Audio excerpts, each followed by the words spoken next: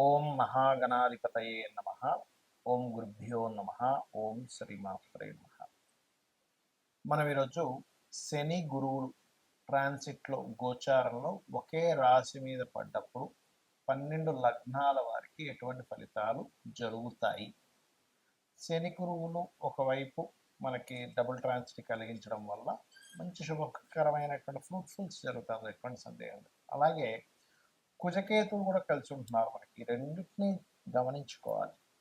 So లగ్నం తెలిసిన వారు లగ్నం నుంచి చూసుకోండి, లగ్నం తెలియని వారికి రాశి నుంచి చూసుకోండి, అది సెకండరీ ఆప్షన్.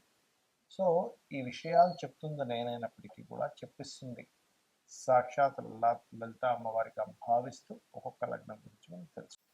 వృషభ లగ్నము, వృషభ రాశి. వృషభం వారికి ఈ డబుల్ ట్రాన్సిట్ ఏదైతే ఉందో అది ముఖ్యంగా రీసెర్చెస్ చేస్తుంటారు కొంతమంది, రకరకాల రీసెర్చ్లు, అటువంటి వాటికి చాలా బాగా యోగిస్తుంది. అదేవిధంగా తాతగారి ఆస్తికి సంబంధించినటువంటిది ఏదైనా గతంలో డిస్ప్యూట్స్ ఉన్నటువంటివి క్లియర్ అవ్వడానికి వృషభ లగ్నం వారికి చాలా బాగుంది.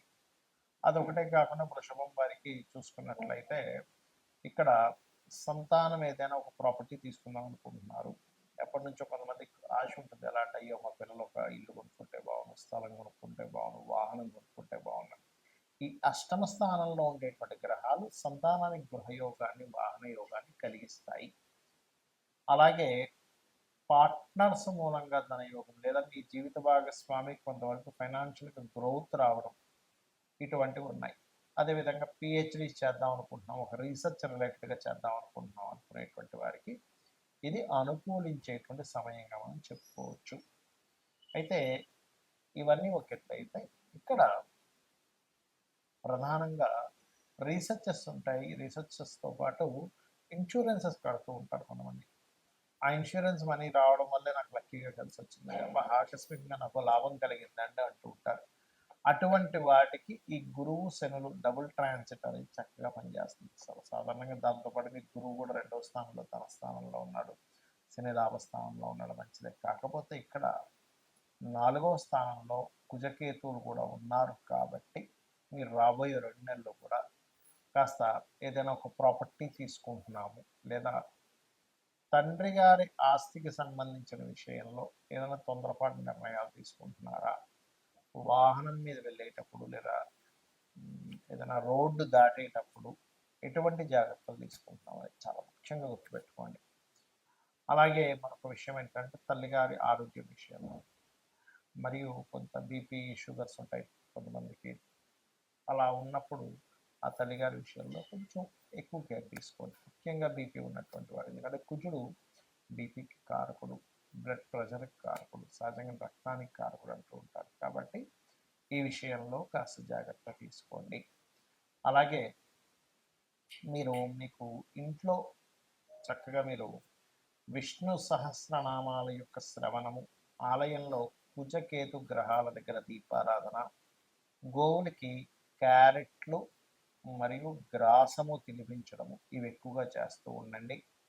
ఇంట్లో వీలైతే గణపతి హోమము లేదా సుబ్రహ్మణ్యేశ్వర స్వామి యొక్క అష్టోత్తరం రెగ్యులర్గా చేయండి. అన్ని విధాలా మీకు బాగుంటుంది. చాలామంది నన్ను అడుగుతున్న అంశం ఏమిటంటే, ఇక్కడ మీకు గోచారంలో జలరాశుల్లో కుజుడు ఉన్నప్పుడు కొంత జల సంబంధంగా గొడవలు ఇవన్నీ వచ్చాయని చెప్పారు. కొంచెం జల సంబంధంగా ఈ నావీ వాళ్ళు లేదా ట్యాక్స్ ఇవన్నీ చెప్పారు కదా. అదేవిధంగా ఎండాకాలంలో వర్షం అన్నారు, అదే రకంగా మనకు వర్షం కూడా పడింది. మరి అదే కుజుడు సింహరాశిలోకి వస్తున్నందుకు ఏమిటని చాలామంది అడుగుతున్నారు. ఇక్కడ సింహరాశిలో కుజుడు వస్తూ కేతు కూడా అక్కడ ఉన్నందుకు ఈ సంవత్సరం మనకి రాజ్యాధిపతి రవి, మంత్రి రవి అవుతున్నాడు.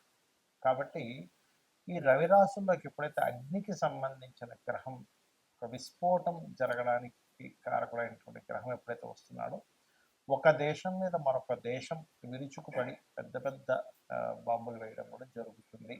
అది ఇండియా పాకిస్తాన్ అవ్వాల్సిన అవసరం లేదు, ఉక్రెయిన్ రష్యా కూడా అవ్వచ్చు, లేకపోతే అమెరికా ఇంకో దేశం కూడా కావచ్చు, ఏదైనా ఒక దేశం కావచ్చు. ఆ దేశం మీద పెద్ద స్థాయిలో ఎక్కువ ఉష్ణాన్ని కలిగించేటువంటిది వేయడం జరుగుతుంది. అదొకటే కాకుండా ఈ ఈ పిశాచ యోగం ఉన్నప్పుడు పర్టికులర్గా రాబోయే 2 మంత్స్ కూడా మన ఇండియాలో కానీ వేరే దేశాల్లో కానీ కాస్త పుణ్యక్షేత్రాలు దేవతా ఆలయాల మీద కూడా అటాక్స్ జరగనున్నాయి కాబట్టి కాస్త జాగ్రత్తగా ఉండాలి. కొంత స్లీపర్ సెల్స్ వల్ల ఇబ్బందులు ఇటువంటివి జరగనున్నాయి కాబట్టి ఈ యొక్క అంశంలో చాలా జాగ్రత్తగా ఉండండి. అయితే ఇక్కడ ఎవరి జన్మజాత చక్రంలో అయినా గుర్తుపెట్టుకోండి, వాళ్ళ పర్సనల్ చార్ట్లో ఇప్పటివరకు మనం ఏదైతే డబుల్ ట్రాన్సిట్ గురించి చెప్పుకున్నామో వాళ్ళ పర్సనల్ చార్ట్లో కనుక కొంతమంది చూడండి ఇప్పుడు నాకు ధనం వస్తుందా లేదా అనుకుంటూ ఉంటారు. వాళ్ళకి పర్సనల్ చార్ట్లో ధనభావం మీద ఈ డబుల్ ట్రాన్సిట్ వచ్చింది అనుకుంటే డబ్బులు ఖచ్చితంగా వస్తాయి. లేదంటే ఒక కాంట్రాక్ట్ అవ్వాలనుకుంటున్నాము, వాళ్ళ పర్సనల్ చార్ట్లో 3వ భావం మీద కనెక్ట్ అయింది, అప్పుడు ఒక మాట్లాడుకొని అది కాంట్రాక్ట్ రావడానికి అనుకూలిస్తుంది. మరి కొంతమందికి ఏమంటే నేను ఒక గృహం కొనుక్కుందాం అనుకుంటున్నాను, అనుకూలిస్తుందా లేదా అంటే ఒకటి గుర్తుపెట్టుకోండి, ఎప్పుడు కూడా గృహం కొనుగోలు చేసేటప్పుడు మీకు 4వ భావానికి సంబంధించిన మహాదశ అంతర్దశలు అనుకూలించాలి. ఈ డబుల్ ట్రాన్సిట్ 4వ భావంలోకి రావాలి. దాంతోపాటు మీరు ఏదైతే గృహం కానీ స్థలం కానీ కొనుగోలు చేసేటప్పుడు ఆ దిశ అంటే ఒక్కొక్క పేరు గల వాళ్ళకి ఒక్కొక్క దిశ మనకి వస్తుందని చెప్పారు శాస్త్రంలో. ఎక్కడా కూడా తూర్పు ఉత్తరం మాత్రమే మంచివి, దక్షిణం పడమర మంచిది కాదని ఎక్కడా చెప్పలేదు. 4 దిశలు మంచివే, కానీ మీకు ఏది పనికి వస్తుందని చూసుకోండి. మనకి వీడియోలు కూడా పెట్టాము, ఏ పేరు గల వాళ్ళకి ఏ డైరెక్షన్ కలిసి వస్తుంది అనేది దాని పరంగా మీరు చూసుకోవచ్చు. అలాగే మరొక విషయం ఏంటంటే ఇక్కడ సంతానానికి అయితే పంచమం మీద ట్రాన్సిట్ ఉండాలి, రుణము లభించాలంటే కూడా ట్రాన్సిట్ ఉండాలని మనం ఒక్కోసారి లోన్స్ కోసం మనం ప్రయత్నం చేస్తుంటాం, ఒక్కోసారి లోన్స్ రావు. కానీ రుణం లభించాలంటే 6వ భావం మీద ఉండాలి, రుణం తీర్చాలంటే 5వ భావం మీద ఉండాలి. అయితే ఇక్కడ మనము ట్రాన్సిట్ రావడం ఒక ఎత్తు అయితే కొన్ని పనులు అవ్వడానికి లలితాంబిక అమ్మవారి యొక్క అనుగ్రహం కలిగితే కూడా పనులు అయిపోతాయి. అవి ఎలాగా అంటే ఇప్పుడు ఫైనాన్షియల్గా ఇబ్బంది పడుతున్నారు, ఓం సంపత్కరి సమారూఢ సింధుర వ్రజ సేవితాయ నమః చేసుకోండి. లేదంటే ఉద్యోగం రావట్లేదండి, చాలా ఇబ్బంది పడుతున్నారు అనుకునేటువంటి వారు ఓం శ్రీమాత శ్రీ మహారాజ్ని శ్రీమత్ సింహాసనేశ్వరి నమః చేసుకోవచ్చు. లేదా ఓం మాణిక్య మకుటాకార జానుద్వయ విరాజితాయ నమః చేసుకోవచ్చు. మరి కొంతమందికి సంతానం ఉండదు, అలాంటి వారు దత్తాత్రేయుడిని దిగంబర శ్రీ పాదవల్లభ దిగంబర అనే మంత్రం చేసుకోండి. మరియు దీంతో పాటు మరి కొంతమందికి వ్యాపారాల్లో రాణించలేక ఇబ్బంది పడుతూ ఉంటారు, ఓం ఇంద్రగోప పరిక్షిప్త స్మరతోనాభజంగికాయే నమః అనే మంత్రం చేసుకోండి. ఆ రకంగా ఏంటంటే ఒక్కొక్క దానికి ఒక్కొక్కటి. ఇప్పుడు కొంతమందికి చూడండి ఆరోగ్య సమస్యలు ఉంటాయి, ఎందుకు అంటే వాళ్ళకి 4వ స్థానం అంటే ఇమ్యూనిటీని తగ్గించే స్థానము, ఇమ్యూనిటీ స్థానం పంచమ స్థానం పడవడము, 6వ స్థానం రోగ స్థానం యాక్టివ్ అయితే ఏముందంటే వాళ్ళకి అనారోగ్య సమస్యలు నిత్యం పడుతూ ఉంటారు. అటువంటి వారు చక్కగా ఓం సర్వవ్యాధి ప్రశమని సర్వమృత్యు నివారిణి అగ్రగణ్య అచింత్య రూప కలికల్మషనాశిని నమః చేసుకోండి. ఖచ్చితంగా మీకు బాగుంటుంది, మరి ఎటువంటి సందేహం లేదు. అయితే ఇక్కడ ఒక్క విషయం ఏంటంటే చాలామంది ఏనాడు సేమ్ జరుగుతుందని కాల్సిన యోగాలు ఉన్నాయని భయపడుతూ ఉంటారు. అవేవి మిమ్మల్ని ఎక్కడ ఆపవు. ఖచ్చితంగా మీరు చేసేటువంటి కర్మ ఏదైతే ఉందో దాని రిజల్ట్ మాత్రమే గ్రహాలు ఇస్తూ ఉంటాయి. దానికి మీరు అమ్మవారి పాదాలను ఆశ్రయించినట్లయితే 100% మీరు అనుకున్నది అనుకున్నట్టుగా అమ్మవారు కలిగిస్తుంది మీకు. శ్రీమాత్రే నమః.